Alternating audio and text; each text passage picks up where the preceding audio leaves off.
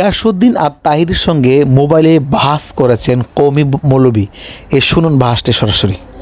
রহমতুল্লাহ, ওয়ালাইকুম আসসালাম ইয়া রাহমাতুল্লাহি ওয়া বারাকাতুহু। কেমন আছেন? জি আছি ভালো। গিয়াসউদ্দিন তাহিরি সাহেব বলছিলেন? জি জি জি বলেন।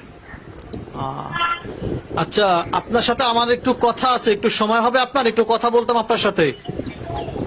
জি না, এখন তো আমি একটু ব্যস্ত আছি। আমার লগে কথা বলতে হলে আপনার সময় লাগে। আপনি আজকে জানাইলেন, আমি সময় দিলে তখন আপনি কথা বলতে আসবেন। জি, আপনি একটু কখন সময় দিতে পারবেন প্লিজ একটু জানাবেন। ওই 1 কোটি টাকার একটা চ্যালেঞ্জ দিছিল, ওই বিষয়ে একটু কথা বলতাম আপনার সাথে। আমি ভাই বললাম এখন ব্যস্ত আছি, এখন আমি কথা বলতে পারবো না।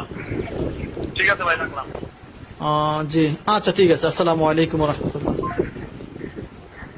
সম্মানিত বন্ধুরা, আমরা যাকে কল করেছিলাম সে নাকি